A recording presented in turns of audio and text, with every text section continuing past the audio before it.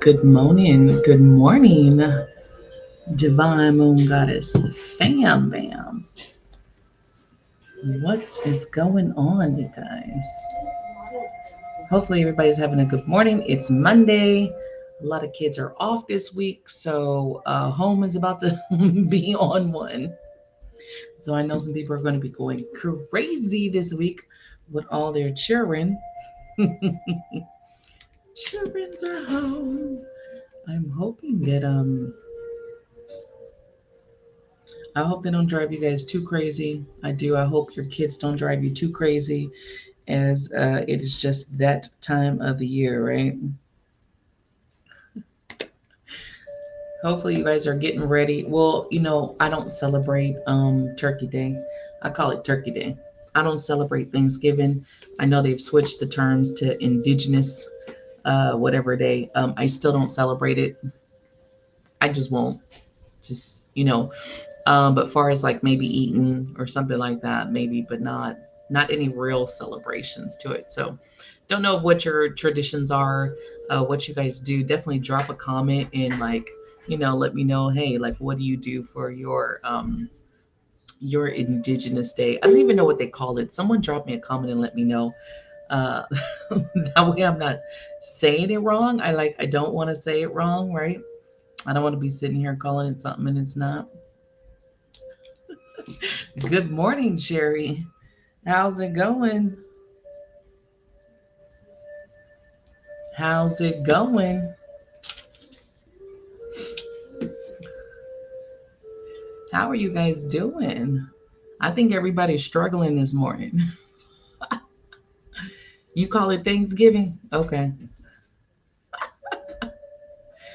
Okay. If you call it Thanksgiving, you call it Thanksgiving. If you call it something else, you call it something else. Tierra, Natalie, good morning. Um, it was a struggle. I even got up earlier today and it was still a struggle. Like normally I get up around 8ish. Today I popped up at like 7 something and it was still a struggle today. Like my body just did not want to get up. I wanted to stay in sleep mode, but it ain't like that. It's like, no, get your ass up. You got things to do. So I know a lot of you guys are hustling and bustling and going to work and dealing with kids right now. Some of you are still asleep because we have people who watch us all over internationally. We kind of have people internationally who watch us. So I know the time zones, wherever you are at, is all over. Some of you guys are already into Tuesday and shit, probably.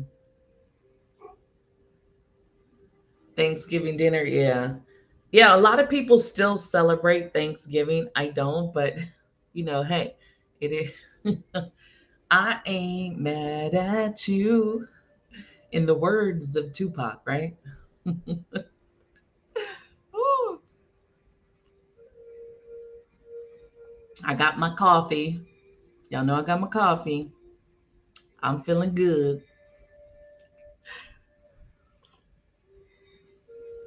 Good morning, Louisa. You could be up here on the morning show with me chilling, but it's okay. You're in the comments.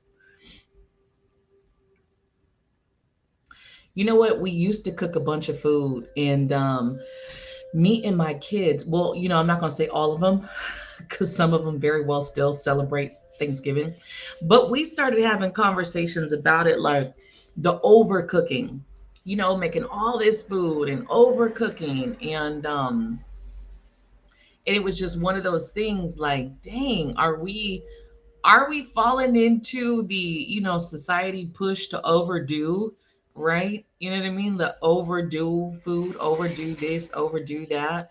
um and so it was just like, yeah, no, I personally, I've told this story to a couple of people that I used to love Thanksgiving, cooking, all of that shit before Black Friday was a thing. Okay. And then was in college in my early 20s and got a rude awakening in one of the American history classes. And I was never the same. I was definitely, um, definitely that was a game changer for me. And so after that, I just could not celebrate Thanksgiving the same way. And so I was like, well, if you use it to just celebrate with your family, come together with your family, and you've changed the dynamic. But if you're celebrating it in a way of the pilgrims and Indians and shit, it just doesn't feel right. It's one of those things that just don't feel right. But you guys can do whatever you want. No harm, no foul. Celebrate away. um, but a couple years ago too, even with the Black Friday, I talk about it a lot. I used to be a department manager for Walmart. Black Friday was one of the like scariest things that I remember. I remember my first Black Friday as a Walmart department manager, and I literally remember squeezing in between some of the pallets just so I wouldn't get fucking run over by the herd of customers, that were running through. Now I know they've changed it. It's a little different. It's not the same. They kind of open the doors like way early so people aren't trampling. But it was a very scary time. I think I got PTSD from that. I probably need to reach out to Walmart for some compensation. Swear, it's like Jesus. Oh, thanks, Natalie. Repping from Canada. Yeah, I think Black Friday is just it's a sad excuse. We're saying thanks and we're being thankful for our family, right? And we're enjoying our family. And like a couple hours later, it's like, yeah, let's go like trample people for fucking deals for Christmas. So for me, Black Friday is just always kind of hit where we could sit in one moment and be so thankful, so loving, and then literally get so greedy and so selfish that we're willing to do anything to get these deals. And so it just kind of takes away from that thanks, right? That Thanksgiving. I feel like it just takes it away and just kind of depletes it. So, um, just I mean, I would just think about that when you guys are doing that. Exactly, Kat. So people go nuts in the Black Friday shopping. So you guys be careful out there. I don't do Black Friday shopping. I haven't done Black Friday shopping in over a decade. I just don't do it. I refuse to. I just personally, I'm like, if I can't afford it, I can't afford it. That's it. I'm not going to kill myself on Black Friday trying to get no deals anywhere. A lot of people do Cyber Mondays, things like that. It's really up to, you guys what you want to do. But I just feel like if we're going to be thankful, let's stay thankful, right? Let's stay thankful. Let's not murder people for cabbage patches and shit. You know what I mean? Like, just to make sure that we have these particular gifts, on sale. If you can't afford it, you can't afford it, you guys. Don't psych yourself up to feel like shit because you can't afford certain things. It just is what it is. I think sometimes we're trying to be more than what we should. And if you just take it back a little bit, you'll be fine. Take it back a little bit, you'll be fine. Good morning, Jessica. So this morning I wanted to talk about loyalty. Loyalty is the theme of the show, even though we got into the Thanksgiving. It's coming this week, so it'll be kind of like a theme opener of the morning show. Exactly. Because the more that lack and want mentality will keep you stuck. If you want, guess what the universe is going to give you? More energy to want. I want this. I want to do this. You ever notice someone who keeps saying, I wanna, I wanna, I wanna, I wanna? That's all they say. It never gets done. They never get to the place of doing anything. It just stays in the place of I want, I need. Okay. If you need, right? I lack this.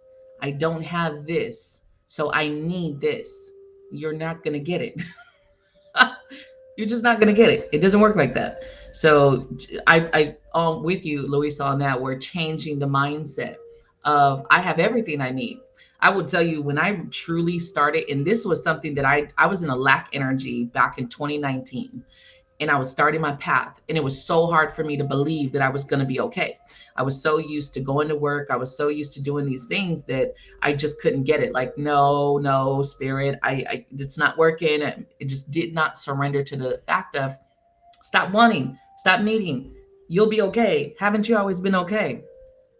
And as soon as I really did that and changed that mindset to where I'm good, Spirit has me. Spirit will always make sure that I'm good. My ancestors will always make sure that I'm good. What do you know? Like shit changed drastically. And I don't ever have to worry. It doesn't matter what happens. Doesn't matter if sales slow down. It doesn't matter if clients slow down booking. I'm always okay. Every month, all bills are paid. So, and that's been happening a couple years. So get out of the, if you get out of that mindset, get out of that lack, it actually will assist you better in your life, because then you can start to put your energy towards other things instead of worrying. It's hard to do when you come from a place of, as a child, not having, and that's where a lot of my lack energy came. As a child, we didn't have enough. As a child, I was a child who had to go with my father in, we used to go get expired food from behind the grocery stores. When I tell people I was poor, I mean I was poor. Okay, we went had to go to churches, to get food. Actually, go eat at the soup kitchens, and I knew because my parents didn't come and pick me up from school. So if my dad ever was there to pick me up, I already knew dinner was at the soup kitchen.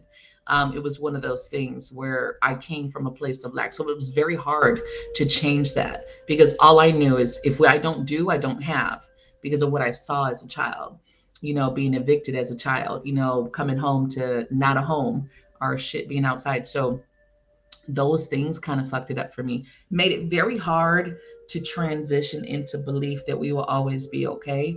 But if you can change that and see, even in the darkest moments of your life, you've always been okay. Something has always come up to assist you. Even if you were taken from one place, you got another place. So if you can start to transfer your mindset, it definitely, definitely does change the vibe on what you're doing, right? I'm not doing readings right now for those of you saying readings, but just let you know this is the morning show. I mean, I could if I wanted, but I'm not.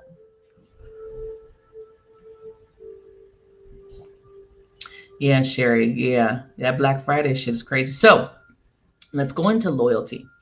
One of the things, there's a couple different aspects of loyalty I wanted to touch this morning, because um, people will try to make you feel like shit for not being loyal to them, right? And some people, even like family, let's touch family first, right? Let's not even go to the friends. Let's touch family loyalty.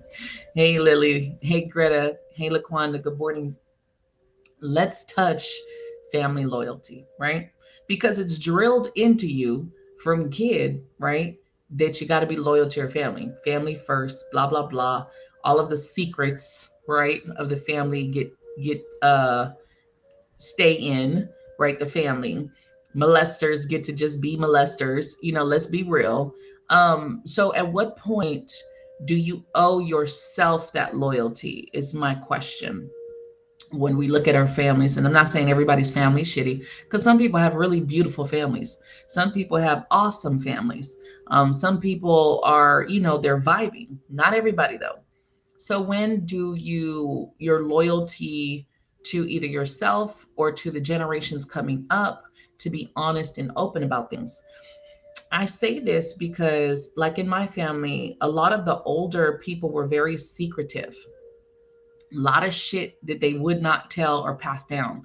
So when it came to me trying to find my lineage, find where I came from, I was always very curious of where we came from, knowing my background, knowing my parents were mixed with different races. I wanted to know more about where they came from, more about my grandparents.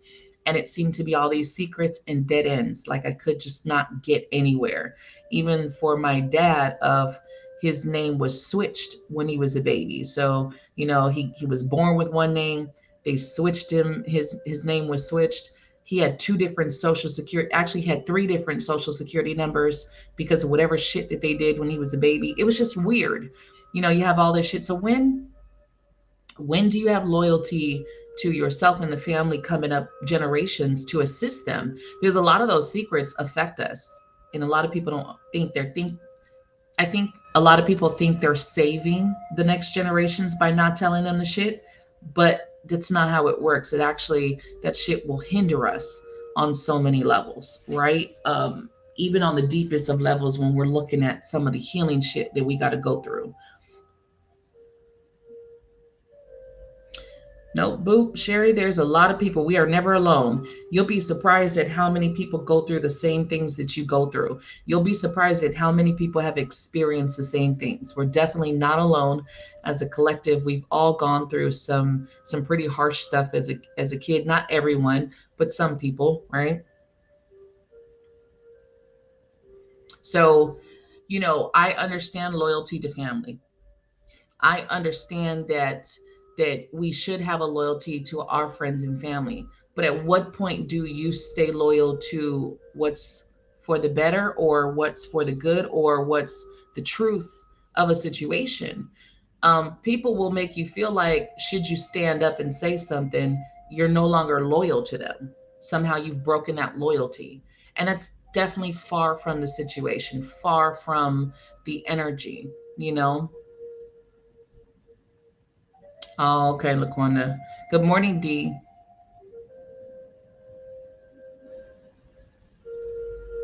Oh yeah, I've had some dramatic shit with family.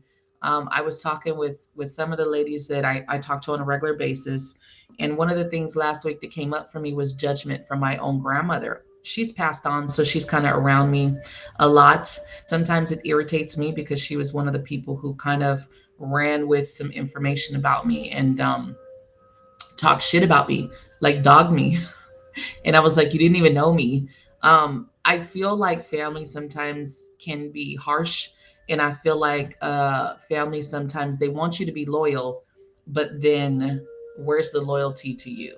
So when we're looking at that word loyalty, what do we think it means? I'm going to read the definition of loyalty, and let's just kind of look at that, right? Because what does loyalty really mean? I should have had that ready. What do we believe loyalty is?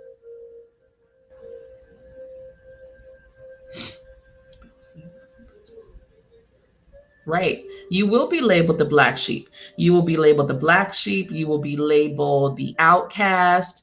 You'll be the one that, oh, here comes this one. You know what I mean? She always got something to say.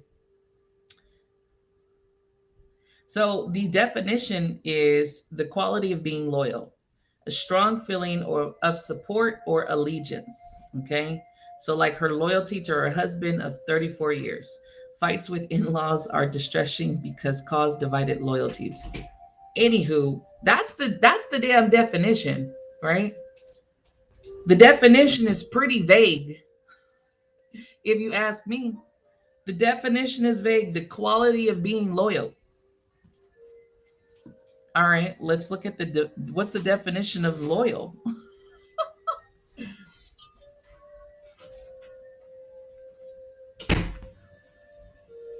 Mm-hmm. Exactly. So loyal says giving or showing firm and consistent support of allegiance to a person or institution. That's the definition. I'm going to read it one more time. Giving or showing firm and consistent support or allegiance to a person or institution. It does not say that you cannot change your fucking mind when you see how shitty somebody is. Let's keep this shit real, right? Loyalty does not say that you got to be loyal to some fuck people for the rest of your life. Like, let's be honest. So when we're looking at the term loyal or loyalty, right, does not say that you need to sit in some shit that you know to the gut of you doesn't feel right, family or not. Same thing as friends. I've had a lot of friends come at me like I was not loyal because I've called them out on a situation that I didn't believe in. And I don't ever feel like you need to go along with someone's bullshit or shenanigans. I feel like if someone's doing something that you don't like, as a friend or as a family, you definitely should sit and say something. And if they don't like it, that's on them. You know what I mean? That doesn't make you unloyal because you're calling them on their shit. Hell no. She said, I own my black sheep title. Right. Exactly, Louisa. Exactly. Like some people think, oh, you're not loyal because you don't support everything I do. And it's like, well, damn, I don't fucking believe in everything you do. I mean, let's just be real. It's just not going to happen, right? I think loyalty and support are different, right? Because I will be loyal to you if you are loyal to me. See, that's how I operate. Shh, my dog's going to be crying in the back because he can't go out there with his mommy. It's not my dog, actually. I'm just babysitting. Um, Good morning, Melanie. I operate like this. You get what you give with me. So same thing with respect. I was this kind of person when I was younger. I didn't give a shit about that. Oh, respect your elders because they're elders. I'm a firm believer in respect, but you're not getting it just because you're older than me. You get it because you earn it. Even with my children have respected me because I've given them the same respect back. And I've never had to like really like look at them like, oh, my kids, you've never heard me say something that my kids are disrespectful, because I instilled that part of, you give what you get. Even as a parent, just because you're a parent doesn't mean you get respect. You don't. You earn it. Your kids respect you because of the way that you move. Your kids respect you by the way that you operate. Your kids respect you as they see you working with other people. They see how you respect others. That's where the respect comes from your kids. Your kids just don't fucking respect you because you're the parent, right? So I was always that rebel. I've been a rebel my whole life, right? So I was always that rebel. Like, no, you get what you give. If you want my loyalty, I expect it back. But don't expect me to sit back and you're doing some shady shit and think I won't call you out on it, because that's not going to happen, right? Not going to happen. So if we're looking at that term of loyalty, you got to understand that some people will try to make you feel like you're not a loyal person because you don't agree with some of the shit that they're doing. I don't care if it's your family. I don't care if it's your best friend from fucking 20 years. If you don't agree with some of the shitty things and you're bringing it to their attention and they don't like that, so now they're talking shit about you, go ahead and remove yourself. Go ahead and let them go. I think the biggest thing that I've learned on this path is letting go. Letting go to all the people and situations that either tested me in that way. Hey, you guys, go sit down before you mess up my game. Lay down. No, you get what you give. So the term, like I said, the term loyalty is great, but it does not come with a chain. Loyalty does not come with a prison cage. Loyalty does not say that you can do whatever you want and I will still be loyal to you. No. And that backfires on us, because if you challenge someone, then you're made to believe that you're not loving, you don't care, you're against them, all of these things. And what happens most of the time? Most of the time, we then, and I've done this in my life. I mean, I'm stronger now as a person, but I haven't always been. There's been times where I've gone against what I know to be true because I felt like loyalty, this thing of loyalty was you just support your people no matter what. That's what I was shown anyway. And then till it came to a certain time of like, I just can't do that anymore. I just can't support people in that way anymore. I have to be loyal to myself first. And I think, unfortunately, we get deemed selfish for thinking about ourselves. We get deemed selfish for putting our needs first, right? And it's just like, why? Why am I selfish because I'm thinking about me, you know?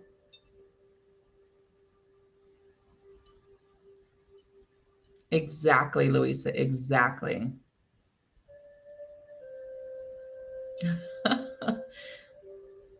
Exactly. There's a difference between loyalty and people pleasing, right? People pleasing is always trying to please everyone around you because, and that's part of, unfortunately, your worth. When we don't understand our worth and don't know our worth, we will stay loyal to some very fucked up people. Let's be honest. When we don't know our worth and we don't have that, and I struggled with my worth this lifetime. struggled with it. You will be loyal to some people that just don't deserve your kudos, don't deserve your time and effort. They just don't. But you will stay loyal. Oh, it's raining, y'all. Because you don't understand that worth of your own. You got to remember that, right? Yeah. I don't really deal with a lot of family. I don't have a lot of family. I stopped looking for family.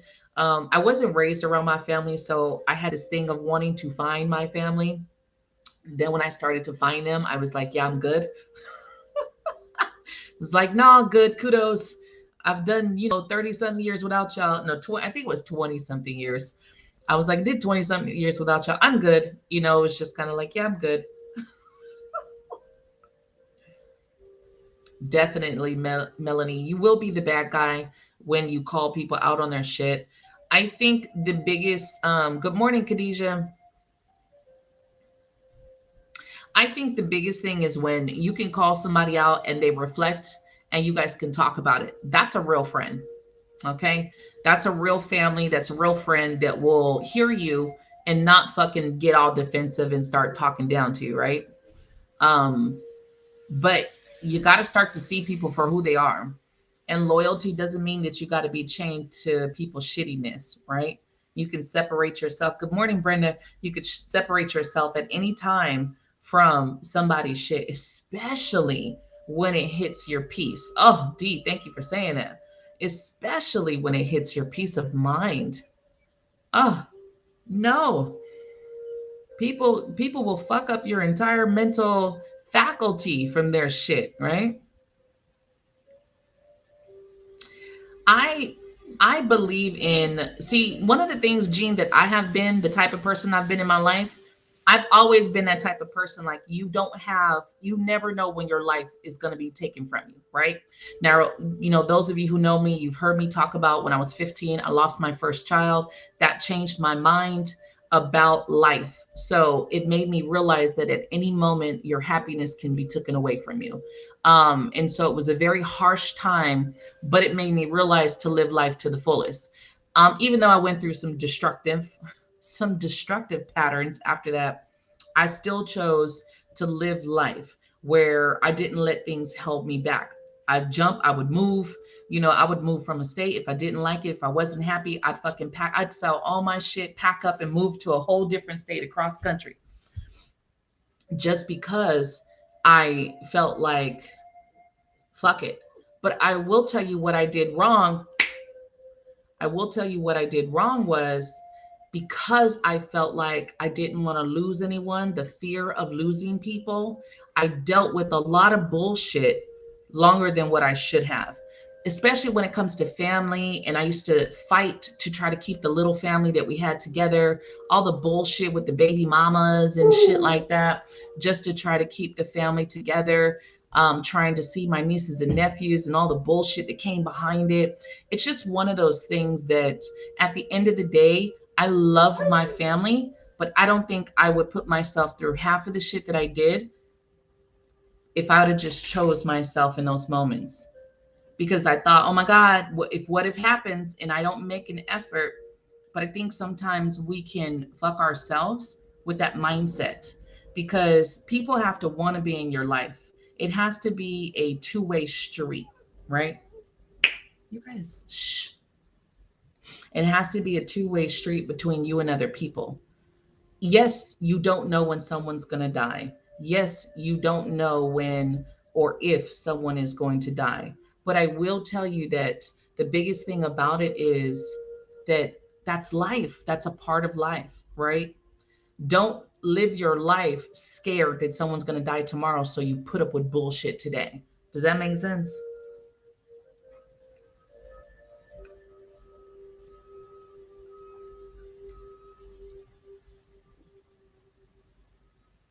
Shh. Good morning, Monet.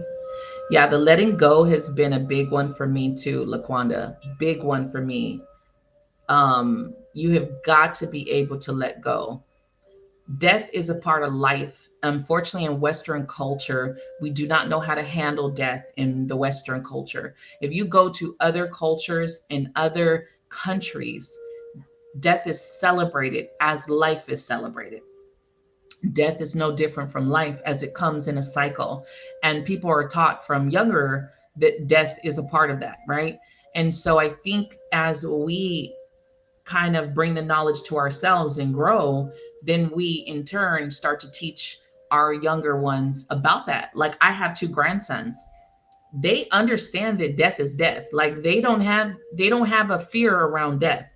So if it's like some people might think they're cold as shit. They're like, "Oh, someone died? Okay, they died. That's sad."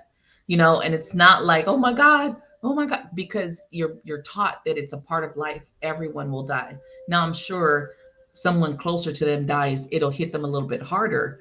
But the fact of getting used to the fact that death is a part of life, I think we need to teach that more.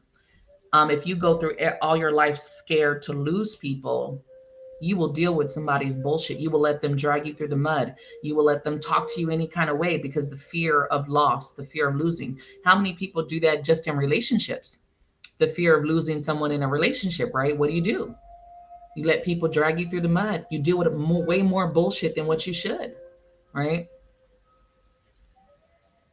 Awesome, Khadijah. Awesome. See, great minds think alike.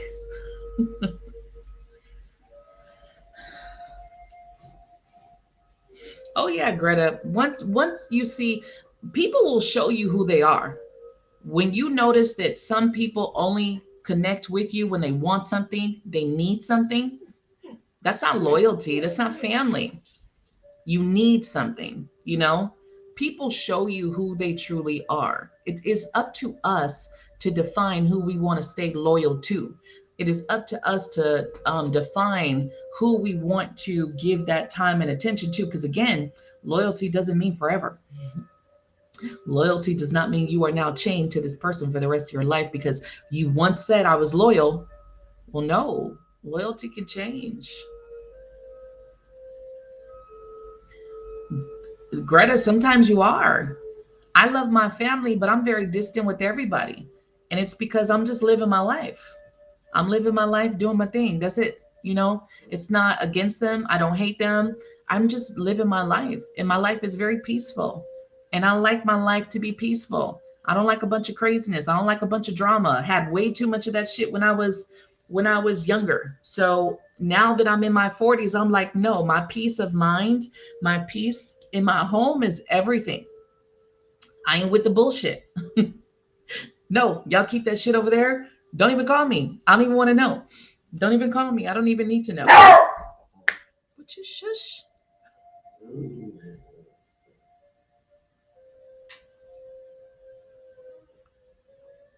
Right, right. I had to work through that with my dad also. It's been very hard. I think we're going on 14 years now that he's been passed, but it's hard sometimes not having him physically here. It is different. And grief, it's not to say that you can't grieve or miss them, because man, who's not going to miss someone who was loving, who was always there for them, who, even though my dad was not the dad I needed in life, right? I still on so many levels knew that he loved me. I still knew I was his favorite. I still knew, my dad, I went through a lot of shit with my mom. But my dad never put me down for being a teen mom. He never talked shit to me about being having kids young. He never talked shit about me about not having my shit together. And whenever he talked to someone, he just praised his daughter. I was just like this. He was so proud of this woman I was, kind of making me emotional. But he was very proud of me in that way. So it is that, like, shit, I don't have that physical person, right? But it's a part of life, and if we allow ourselves to understand that, it won't break us. We won't deal with so much shit. I dealt with a lot with my mom, way more than I probably should have. I got emancipated at 16, and then by 18 she was living with me. I dealt with way more abuse than I should have. And I think if we understand that we don't have to deal with someone just because they're our parent, we don't have to deal with someone just because, okay, we married and made this vow, that we can say, you know what? This is not happy anymore. I need to choose me. I think if people don't condemn each other for changing their mind because something is just no longer happy or peaceful anymore, I think we could do so much better in our lives, right? I am a big loner. I am. I'm okay with it though. I don't like the gossipy chains. I'm never in the gossip. I'm like the last person to hear the gossip. I'd be like, well, damn. Well, damn. I didn't even know that was going on. Right, right, right. And you know what, Raven, I still have my dad. I don't have him physically, but spiritually, he is always next to me, whispering in my ear. He's made some moves for myself and for my child and for my brother. My dad shows up like nobody's business. I think he understands. Of course, he understands. He's been around me too long, right? But I think he does above and beyond to assist us. And there's times when I'm in my modes of missing him and I hear him. He's right here. I've heard, I'm doing mediumship and I've heard him, right next to me. He's always here, around me. So I'm very blessed that I was able to not only have him in spirit, but I've opened and channeled to where I can hear him and I can feel him around me. So that is one of the biggest things, and you guys know I teach mediumship. It's something that we all carry the ability to do so and open that part of us should we want to. Doesn't mean a bunch of fucking ghosts are going to pop up all over the place, but it does give you a sense to open up your own energy to be able to connect with your loved ones in that way. No, it's not the same. It's not, but it is a form of connecting with them that's beautiful and out of this world, right? Your grandpa. Aw, awesome. I love that he's around. And that's how it is. Right. Louisa, it'd be like, just got my coffee cup. Like, damn, what the fuck just happened? But that's because when you design yourself to remove yourself from lower level energies, and I just have to put it like that. And lower level energies, we know anything that causes chaos, anything that keeps um anything that keeps negativity going, okay? Anything that fucking keeps drama in a way of either bringing others down or keeping others down. I think we all know what is good and what's not. I think we all know to our gut space what's not a good look and what is. I've really changed and tried to strive to change how I speak with people and the conversations that I have with people, that they stay inspiring and positive, and so that we can go to other levels, right? I think that is how conversations be. Now, not to say there isn't drama in the world and we don't go through drama, because I have my moments, right, where I need to get something off my chest in my life or whatever's happened in my life, but I don't stay there. Like, you can tell some people who can't move from certain situations, like that's the conversation and it'll just be the conversation forever, right? But if you allow yourself to grow and move, whatever that situation is kind of dies and you move forward, right? Hey, Ariana, you said, am I feeling better? Not sure what you mean by that. Your dad's always around you. Yeah. And they will be. Some of them sign up to kind of be our spirit guides, and our guidance. And we don't even realize that, right? Oh yeah, I talk to him all the time.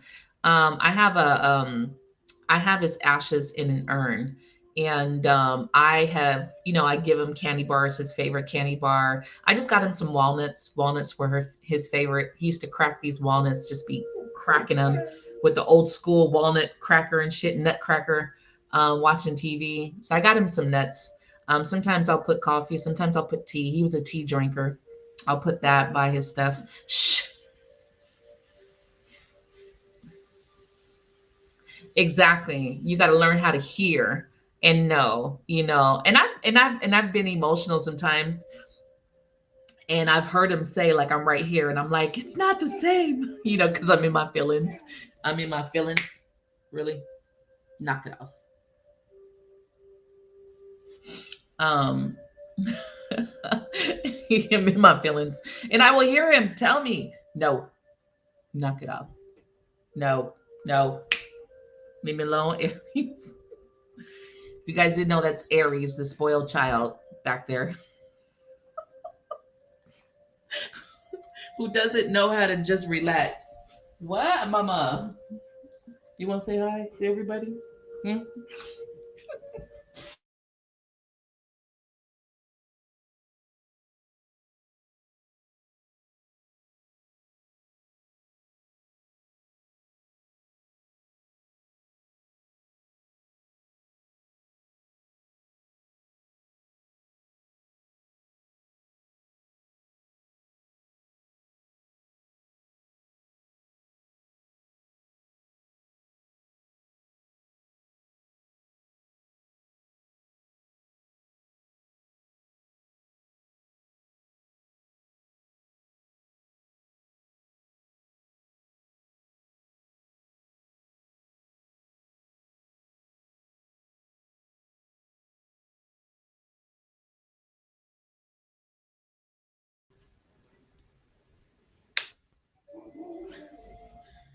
My little baby kids. Sorry, y'all. My little baby kids fucked up my camera. All right, I had to kick them out. All right, let me catch up on the comments.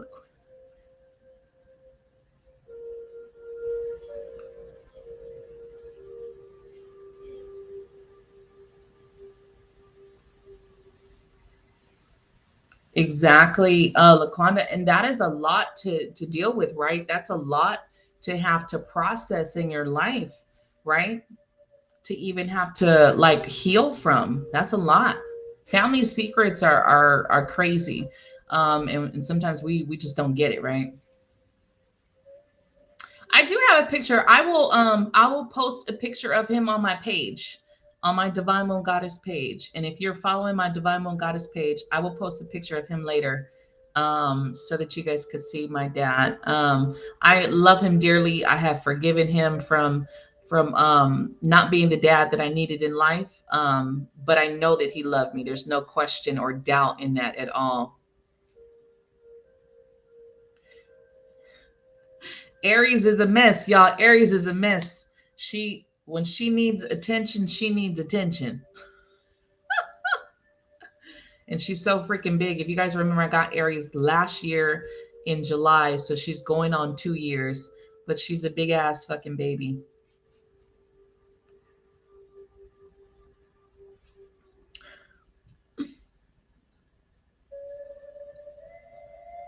Good morning. Right. She is cute. She's a fucking hot mess. She's a brat. So yeah, just that's that loyalty thing. I found out a lot of stuff about my dad's mom, like some crazy shit. She was nuts. Okay. If you ever heard the term nuts, she was fucking nuts, right? And I found out, you said, is that my cat? No, that's a fucking horse. I found out that my dad's mom had, the first day she brought him home from the hospital, she had put him in the oven. She was attempting to murder him, right? And it was his aunt that saved his life. His aunt actually saved his life multiple times, but for some reason nobody intervened. Like no one kept my dad away from this lady, even though this lady repeatedly tried to murder my father. There's a story, and I can't find the documentation behind it, but my dad remembers something happening to his little sister, and there was a death that was like covered up from whatever happened, and supposedly his father took the blame for it. Now again, this is that cover up family, nobody, you know what I mean? Nobody wants to talk about the shit because they don't want to demean their sister's name, tarnish her name, even though she ended up overdosing. I think I was a baby when she overdosed, but she would dress my dad in girls' clothes. Back at my now remember my dad was born in the 50s. So my dad was born in the 50s and my dad absolutely adored his fucking mom. Unfortunately, he had a love for this lady even though this lady tortured him. Um no worries, boo. Good morning whoever Facebook user is in the tribe. Um so whoever Abdul is, that's a scammer, you guys. Don't just block them if they reach out to you. So it was crazy to kind of see. I do feel it was mental illness, but mental illness wasn't really a thing. People really didn't report it like how we remember, right? Like nowadays, there wasn't really a lot of treatment because back then, if you went to the crazy house, they would do some crazy shit to you. So it was more like the insane asylum versus a mental facility, right? But back then in the 50s, they had um those old school vacuums that were like metal pipes and shit. She would beat him with that. She would lock him in the closet. Um, I don't know. You probably haven't given StreamYard permission to know who you are. You have to give them permission. So there was a lot of stuff about my dad that I didn't understand. And when I got older and had conversations with him, he started to tell me a lot of things about his life. And so it made me understand why he was so reserved. He was so reserved in his energy. He didn't know how to love. He didn't know how to show that love. He was never shown that love himself. He didn't have a father in his life to show him how to be that nurturing man also, as she had multiple men in her life. She had a bunch of children. They all pretty much have like different dads except for like two of them that had like the same dad. So my dad was actually very abused by this woman. And it's crazy because even though my dad and my mom fought, like I seen my dad beat the shit out of my mom when I was little, and I used to hate my dad for it. I feel like there's a lot more to the story now growing up because when even watching my mom as I got older, she was very aggressive towards him in ways that I didn't notice when I was a child. And so it made me realize that my mom was a provoker. She was a big provoker in her energy. Not to say that she ever deserved him to hit her, but she was a provoker in her energy. Even with myself, my mom would come for me. So there's a lot of things as I got older, I would kind of see like, damn, what I thought was this reality was like, what the hell was really going on? So, just seeing that and talking to my dad never hit me. Y'all, when I say my dad never hit me, my dad never hit me. There wasn't one time that my dad ever hit me or yelled at me in that way. Like he would do like dad shit, like quiet down, you know what I mean? Go to bed, shit like that. And he would take his belt and kind of just snap it so we could hear the belt. Like, yeah, you're gonna get a ass whooping if you don't go to bed. But my dad never demeaned me. And so when I got older, I looked at that like, wait a minute, my dad has never demeaned me. And when I got to my teens, me and my mom, whew, my mom used to call me some names. My mom has called me every name I can think of, even to the point where, my mom has said some evil shit. She can be very evil. I love my mom. And don't get me wrong, you guys, me and my mom, and I talk about this freely because we've worked through it. It's nothing, I'm not ashamed of it. I don't know how she would feel, but it is what it is. I'm not ashamed of it. We've worked through a lot of stuff, but she would say some mean shit to me. One time she called me a devil's child. That shit hurt. Like that shit stuck with me. I was like, how can my own mother refer to me as a fucking devil's child? It makes a kid think like, am I? Like, am I a devil's child? Like, am I this horrible fucking kid that you're telling me, right? But like looking back, I could say my dad, he just always loved me. And never he always just never looked at anything that I did as bad. And so for that, man, like I love that man. I wish he was still here. I do. So we can have these cool ass conversations, but it is what it is, right? It's life. It does. It does put it in your head. Because all of a sudden now, as a kid, you're like, damn, am I bad? Is this, you know? Yeah, my mom has said some cutting shit. So when I look at her and my dad, I'm like, man, you provoked a lot of this shit because you could say some really fucked up shit.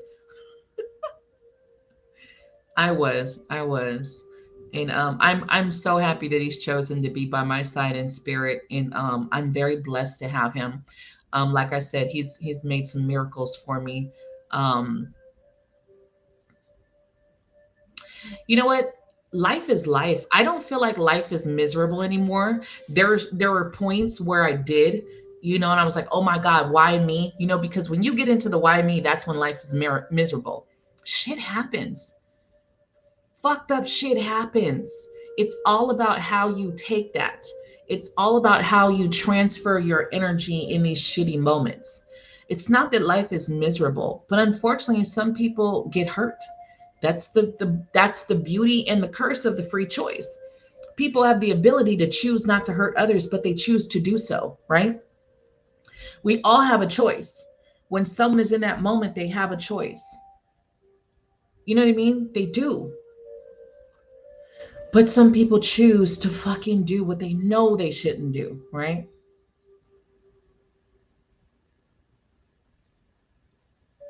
I'm sorry, Greta, that you experienced that. I'm glad that you were able to forgive him, Greta. Just you kind of, I commend you for even talking about that because it's hard. I can't imagine. But my mom was like that. My mom was she didn't realize that she was abusive in that way. She didn't realize that her words were very demeaning. My mom was actually the first one to make me very conscious about myself, even though I was not a fat child. If you guys see pictures of me as a kid, I was actually a very skinny child. And she made me feel so big, like I was just this huge child. I was very self conscious, and she was the first one to instill that unworthiness and insecurity into me as a kid. It's very sad that some parents don't understand how they come off or what they do. And then yeah, Betty, the same thing of the cycle, because my mom's mom was like that. She was just the same, very cutting, very demeaning. She's the one who instilled the insecurity into my mom. So it was a cycle from mother to mother to mother. I broke the cycle between me and my daughter because I chose to do something different. I chose to always love her and uplift her versus cut her down and make her feel small. You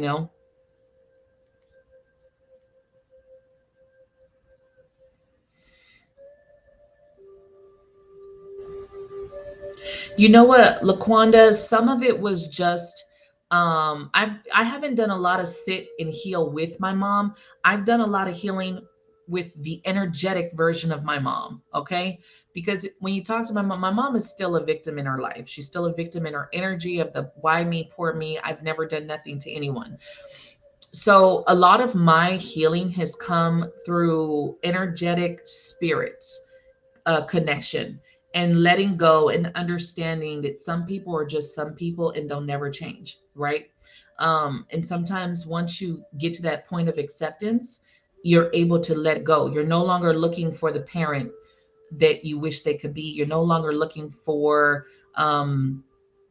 what they could have done. You're no longer looking for the apology because honestly, as fucked up as it sounds, some of them really did the best that they could with the energy that they had.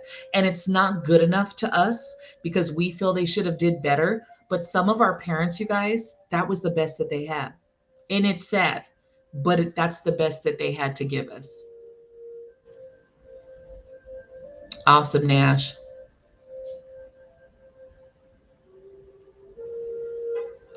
Ego, Kubuso, I mean, Kusbo, I know I'm saying it wrong. It's ego. Our ego is our friend and foe in this life. Your ego is the one that needs to prove yourself. Your ego, which is the identity in this life, not your soul or spirit, right? Your ego is only attached to this life. That's what needs to prove itself. That's what needs to strive. That's what needs to Okay, J Bash is a scammer. We're gonna go ahead and block them. That's the part of you that needs to that's the part that gets hurt and wants revenge, The ego is the part of us that wants that. Okay. Unfortunately, it is a part of this life. And that's why people knowing what you should do go against what their gut tells them they should do, right? Right, right, right.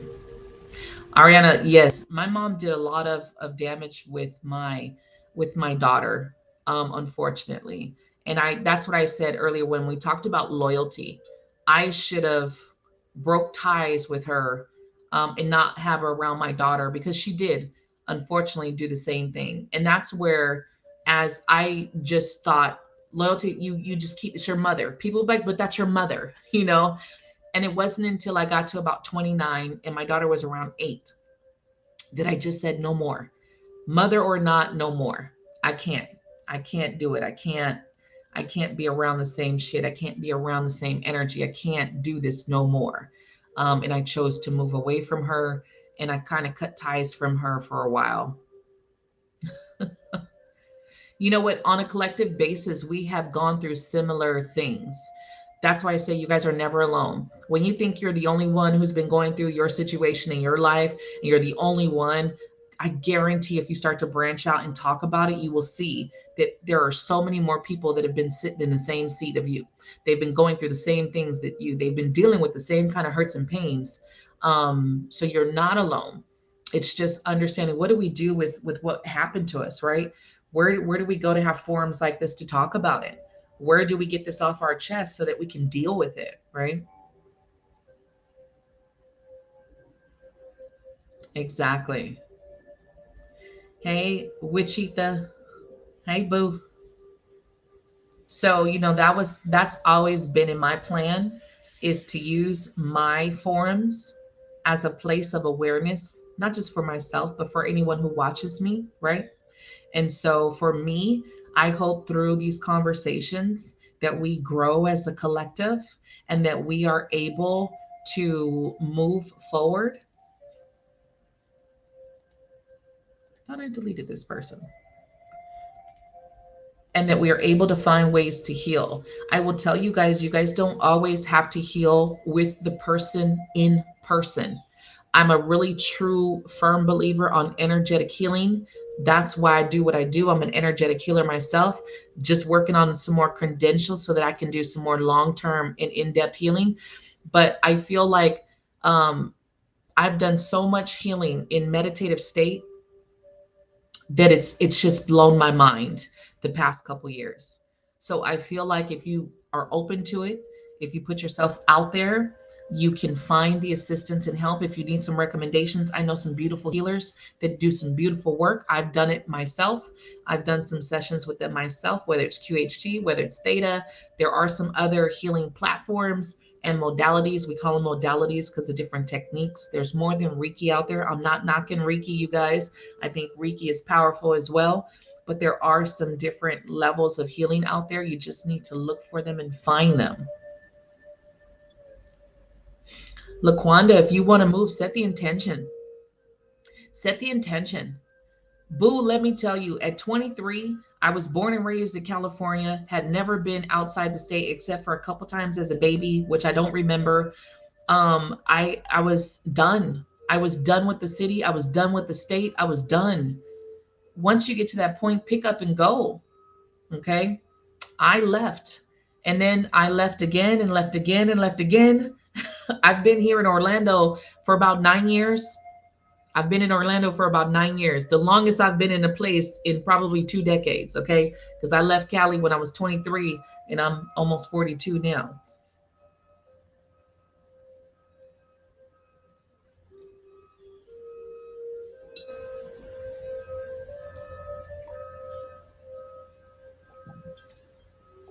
Exactly, Brenda.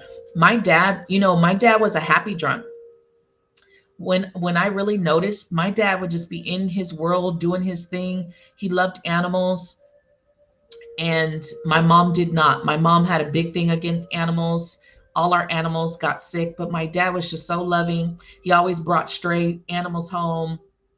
When he was drunk, he was happy, but when my mom got drunk, she was very sad and she was very bipolar when she got drunk. Very two opposite energies.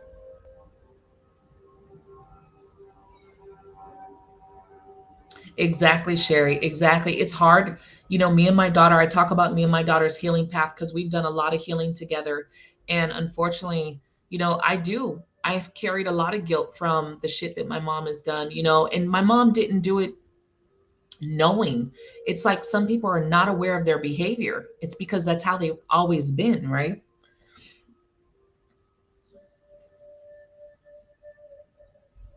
Hey, Kara. Yeah. It's hard, and that's where loyalty comes into it. So the thing where we're talking about loyalty is that that's where loyalty comes into it. We don't have to be loyal to our mothers just because they're our mother. If you know somebody is demeaning, if someone is harsh, and I mean harsh, if someone's abusive, even as a mother, let them go and move forward. Detach from the energy. Loyalty does not say you ever have to be chained to anybody. You do not need to go through the shit with people. You do not need to let them drag you through the fucking mud just to prove your loyalty to people. Some people don't even deserve the loyalty that you guys give. And those are the lessons. Of course, we do got to go through our lessons, but don't keep putting yourself through lessons. Loyalty, yes, you can be loyal to a lot of people, but you don't have to stay in that energy. You can choose to opt out of that loyalty.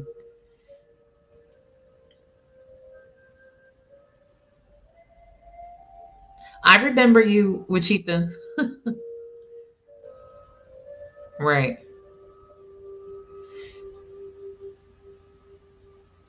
So, Jean, I know Western medical, right?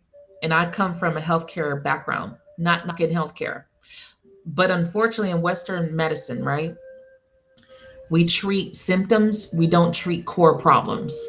I don't believe in a lot of the mental illnesses. I got to be honest, okay? What people would call me bipolar because my energy would shift, especially my emotions.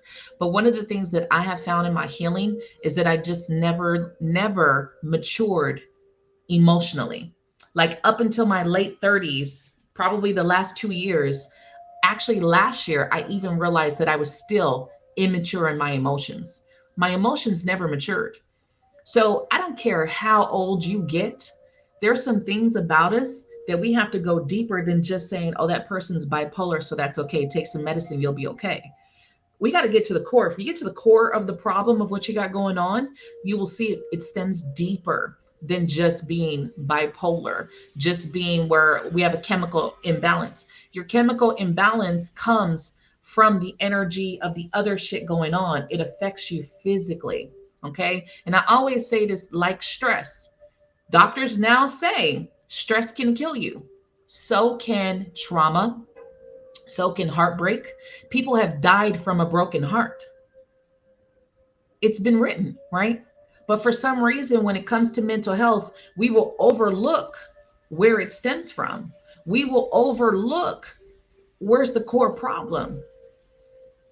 My mom had a lot of shit going on inside. She wasn't bipolar. She didn't know how to deal with the shit she was feeling. So when she got drunk, she acted out. When she got drunk, she wanted to fight. When she got drunk, she got emotional and she was fucking sad because she was alone and just had all this shit going on. That was the problem. But she never got help for it. She just sat in that energy, right? She just sat in that fucking energy year after year.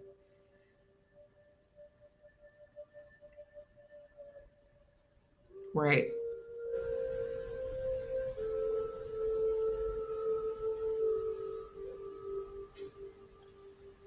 I think it's always pre-planned. With Chita, I don't believe in coincidences. I believe spirit takes you where you need to go, right? So me personally, I do look into when it comes to healing mental health.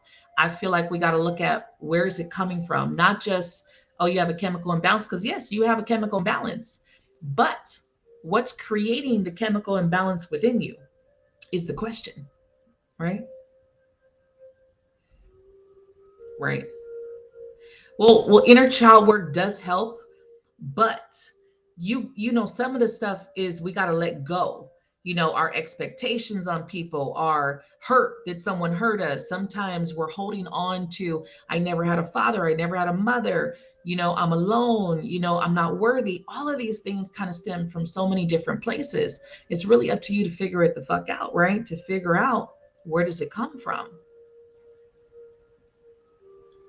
I believe in addressing the core issues because I've been deemed a lot of things. I've gone to traditional therapy, I've gone to psychiatry.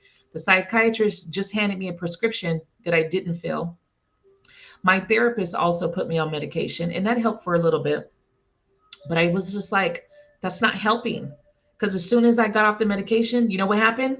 I just dropped way back into my depression. And it was just like, why do I keep going here? Why do I keep going to this place of darkness? Why do I keep going to this place of not wanting to fucking live? You got to go to the core issues. The only reason why I've found a lot of the core issues inside of me is taking the time to go within. You go within, you got to see where it comes from. A lot of my core issues don't even stem from this fucking life. Some of it stems from my soul. You won't know that until you go within. But if we just go to traditional Western medical, you're going to sit in the energy of, you just have a chemical imbalance, or you just have diabetes, or you just have a thyroid problem, or you just have PCOS, or you just have some shit that they can't fucking deal with and don't know what it is and can't tell you. If you go past that, right? Try to figure out what else is going on. You will be able to see that a lot of your physical issues, right? Some of our diseases stem from the shit that we're carrying in our DNA, the shit that we're carrying from trauma. It's trapped in us. Exactly. And that's how I feel. I'm not against medicine. I do feel like healthcare has its purposes, right? I'm not against it, but I just think it's unfortunately it's run in a business like fashion. So it's more money to keep you on medication, right? Versus cure you. And that's the part I don't like with Western medicine. That's my problem with it. Exactly. The triggers are everything. I feel like whenever you have that trigger, it's telling you there's something still within you. Otherwise, you wouldn't give a shit. Like real shit, you would not care. There's a difference between triggers, also, right? So there's a difference between a trigger and sticking up for something that you believe in. Because some people will say you're triggered, and it's like, no, I'm not triggered. It's just I actually believe in this particular situation and I'm standing up for that, right? So there's a big difference. You guys know what a trigger is. A trigger is like something that it's just like when you ask yourself, does this particular situation deserve my attention? Does this particular situation deserve my energy? Does this particular situation, do I even need to address this? Because there are times where I feel like you need to stand up and vouch, or be behind your cause, whatever that cause is, right? Right, right, right. Sometimes you just got to let that part go too, Sherry. One of the other, I've had many lessons, right? But there's a lesson of realizing that everyone has their life lessons and everyone has their path. You cannot save them. I want you guys to hear that. You cannot save somebody from their own lessons. They need to. And one of the things, I used to want everyone to be happy and be healed. And not that I've changed that. I still want people to be happy and healed, but I do understand that I cannot save them. I can support them. I can be there. I can give guidance, but I cannot save them. And so I've taken away the disappointment when someone does some crazy shit in their life, or they go back to the same person that's been beating on them, or they go back to a shitty situation, or I see posts where someone's still unhappy even though they've complained about the same situation for a million times. I no longer carry the sadness behind it because I know it's a choice. None of us are forced in our situations. We all have a choice. And so if we choose to sit in those situations, that's on us. So I don't carry that hurt and pain with that no more. I've learned how to move away from that. Right. And a lot of people don't realize that, Louisa. I would tell, you guys, I talk about my weight And in the beginning of my path, when I would talk about my weight, everyone would be like, oh, you just need to do this and you need to do that. And I would just look at them like, I understand what you're saying. And I'm not trying to, talk shit to you, but my weight is not just working out. There's some trauma connected to my weight. I knew it was. I just didn't have the information of how it was affecting me. And then I always talk about the theta healing that I did, because earlier this year is when I finally did a theta state healing session. I did two within a 2 month time frame. I did one at the end of January, then the other one was in March. The release of energy to the loss of my first daughter, which again, grief hits where? Your sacral chakra, okay? I not only had the grief of my first daughter, but I have womb trauma that has been through generations. We transfer womb trauma down the line as females, as the ones who carry the babies, right? So we transfer, not only do you get from your mothers that it transfers in the womb, we then give it to others, right?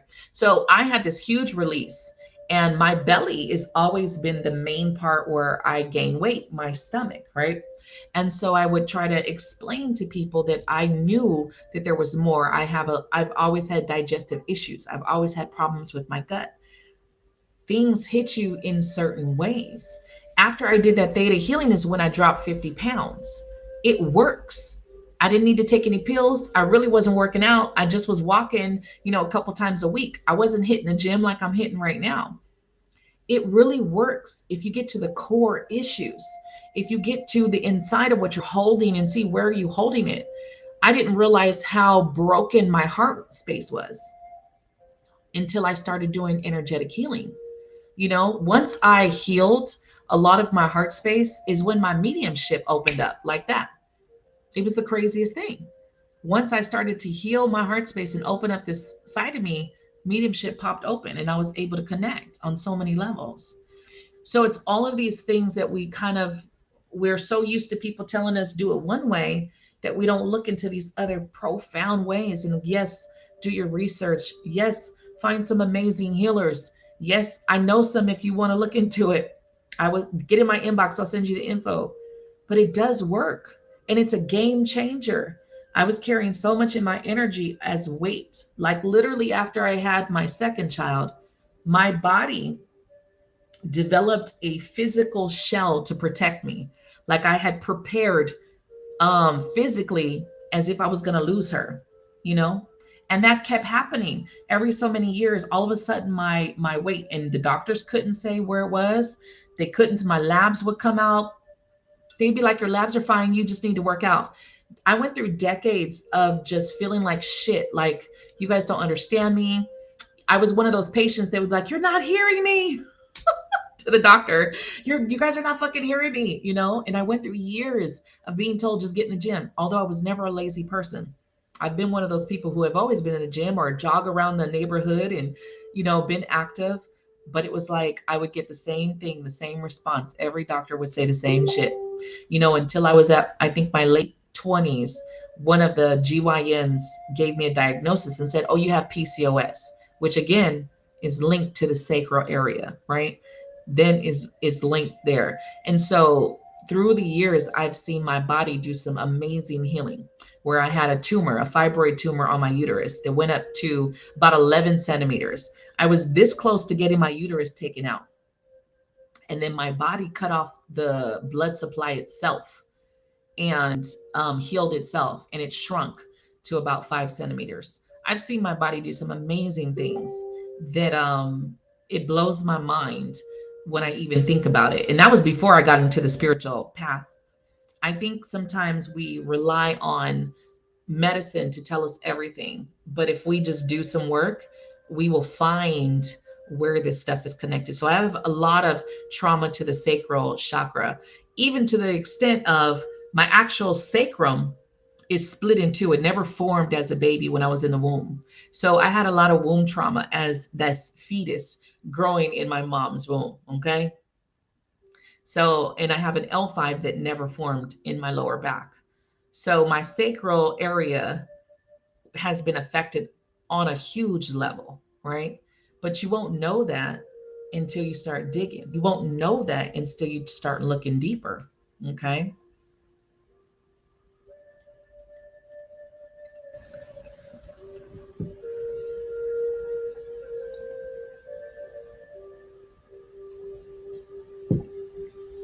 Right. Sometimes you got to detach, Ariana. So detaching from everyone, sometimes you got to figure it out, right?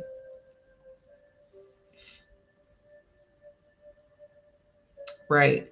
So a lot of people will tell you one thing, but I'm telling you, when in your if your gut is telling you something else is going on, trust that gut instinct, you guys.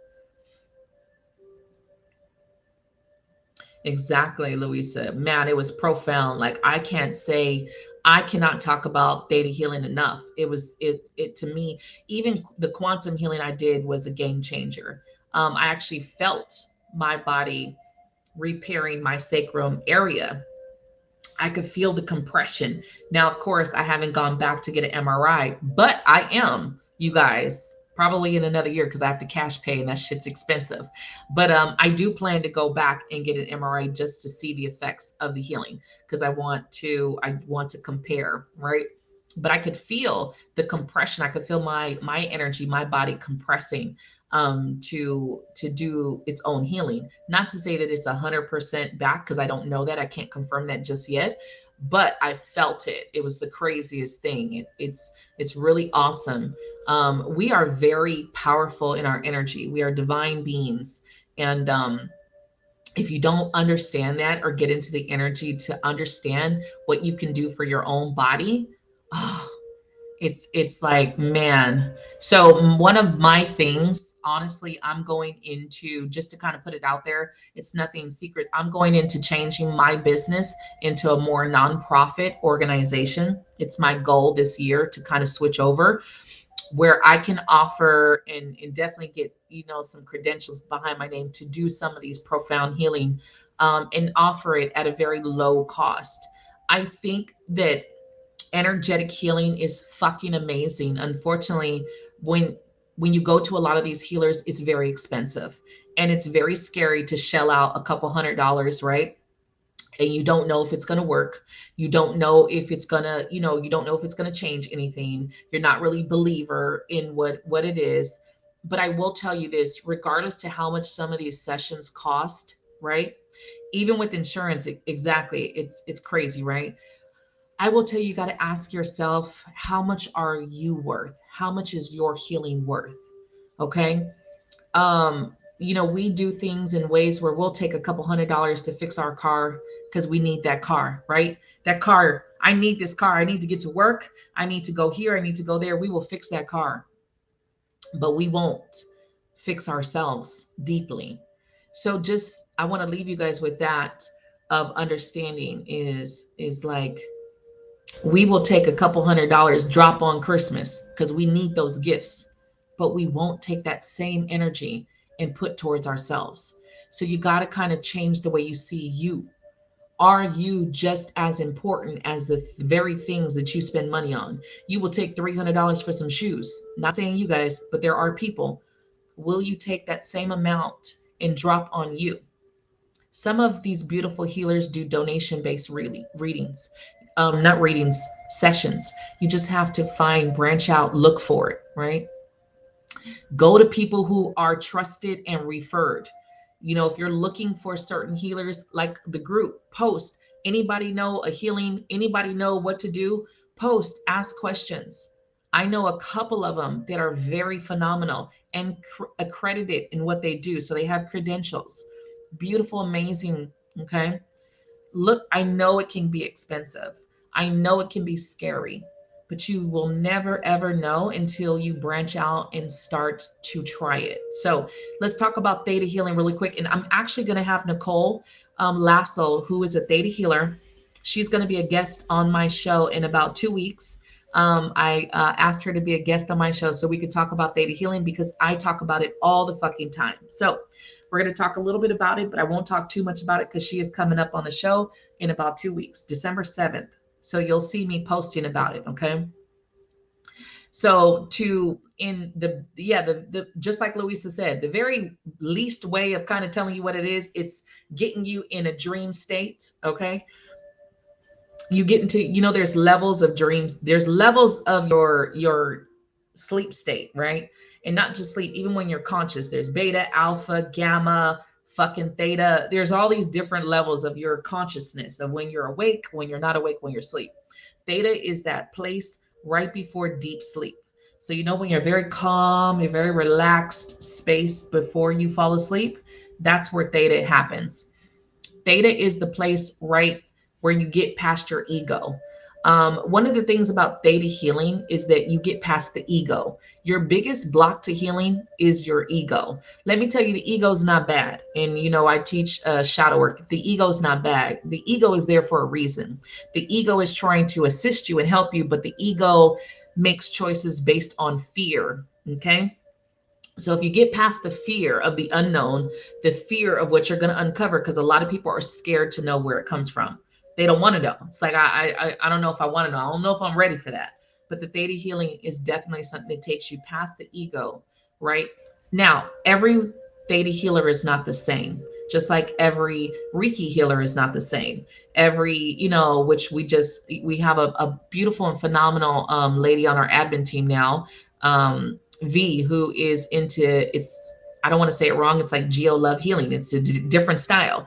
There's so many different, there's quantum healing, there's so many different levels of healing. But theta healing, Nicole, the way that she does her theta healing, she can do it remotely. Okay. Some people want to be in person, but you don't have to be in person. Okay. And I've done 2 sessions with her myself. Both of them have been remote and both of them have been profound. The way that she does things is she basically takes you to creator energy. So whether you believe in God, source, creator, that is who you're connecting to work through your shit. Okay. You're bypassing everybody else. You're not going through your spirit guides, you're not going through angels, you're not going through anyone. It's just her helping you get to creator energy, that so you can work through a lot of the programming that you have instilled into your consciousness. Now remember, we have a lot of programming from our childhood, past lives. We have a lot of pre-programming in our energy, in our DNA. I think it's in the DNA, but that's just me. So it's the breakdown and reprogram what we know to be true. And if you're ready to let that go and reprogram how you operate, oh, it's fucking phenomenal. It's fucking phenomenal. It's a game changer. And so the only reason why I can sit here and say it is, like I said, I did 2 sessions. My last session was fucking huge. That's where I ended up within a couple months dropping that weight, but it was a release. I was finally ready. And the thing is, you're only going to work through what you're ready to work through. Okay. You're only going to see what you're ready to see. And I saw that because something from my quantum healing popped up in my theta healing. And I thought I had worked through it, but I was shown another piece of it that I didn't quite get in that first session. And so the quantum, I was like, oh shit, I missed that part because I had other shit I was focused on, in the quantum healing. So that's a little blip of what theta state healing is. So it is a meditative state. It's of course it goes into the self hypnosis. You're not being hypnotized, and a lot of people get very scared of hypnosis. What when people say, but self hypnosis is you. Nobody else is putting you down. You are the one putting you into that state. Your higher self is kind of taking control. And when you have to get to a point of trusting self, that's a big problem with a lot of people because we don't trust ourselves, right? We don't trust ourselves in many ways. We fucked up. So now we're kind of like not trusting. So you're gonna go through, it's a self hypnosis style, if that makes sense, right? So hopefully I'm explaining that. She will be on the show come early December. So she's going to talk more. I'm going to start to post who's going to be on the show coming soon, so you guys kind of know who's coming up. And that way you'll kind of be ready for the shows and be able to kind of be there to watch them. But she is coming, so we'll be able to definitely talk to her. And she has credentials, you guys. She's gone through so many different healings and schooling. I mean, she has a slew of stuff that she's done, and we're gonna talk to her, and she'll tell you about her amazing story. But Right. I think most people who are healers are therapists in so many ways. It's just how you want to go about doing the therapy. you know, like I most of my, even I talk about my I even talk about the way that I do my tarot. If you guys have done one-on-one sessions with me, you kind of know it goes into a guidance and therapy session versus just tarot session. Most of it is guidance and therapy, working through your issues, right? In that way. I think some people are just naturally in that way. I think the healers go hand in hand with therapy. You just got to figure out how you want to do it. Now, I personally haven't figured out my exact technique as a healer. I'm still looking to see what the hell it what am I don't know. You know, I just have learned from some amazing ladies, and I've been able to adapt and use some of the things that they've taught me to help others. But there are some things I won't do, like past life regression or quantum healing or theta, because I'm not credentialed in those things. So I would never try that on someone without having gone through the school, and having those credentials behind me. But if you guys are interested, I definitely can refer you over to Nicole. I can refer you over to the beautiful woman who did my past life regression. She was amazing.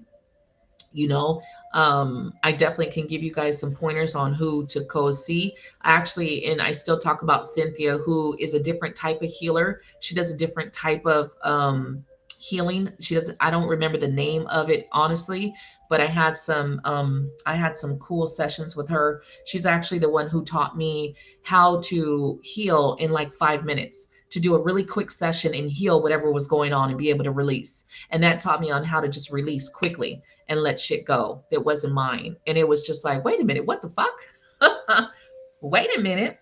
Especially on um, the twin flame dynamic of release, because the twin flame dynamic can get very crazy of feeling your person's emotions, going the push and pull of their energy. So she, being a twin, a divine feminine of a twin flame dynamic, she showed me how to release my twin's energy without having to hold on to his shit too long. So that was something that I learned from her as well. So again, I have definitely been blessed to have worked with some of the amazing healers that I have. Even Deanna, right now, she's not practicing beautiful healing technique of chakra clearing with Archangel Metatron, and unfortunately, she did lose her daughter, and she's been in a state of recovering from and just going through the grief process. I don't want to say recovering, because you never really recover from the loss, but going through the grief process. And I hope that she goes back to healing, because her energy is so fucking beautiful. But we all have our things that we need to go through. And it was amazing to go through that with her, just experiencing her technique. And I learned, and she had a class, and I'm hoping to bring her class back, because she does have a class, and I'm hoping to bring her class on the new platform, because her technique is amazing that she does. And so we'll see what's coming up with that. So if you guys need that info, send me a message, because a lot of times I get very busy when I get off these lives and I will forget. So if you do are interested in some of the healers, want to know just kind of some people that I would refer you, get in my inbox. So we could go from there. Um, Thank you, Louisa. So I'm going to end it. We're a little bit over an hour. I want to keep these to an hour. I send you guys love and light today, light and love as always. Hopefully, you guys have an amazing day. Do some shit that makes you happy today, okay? And I will see you guys tomorrow on the morning show.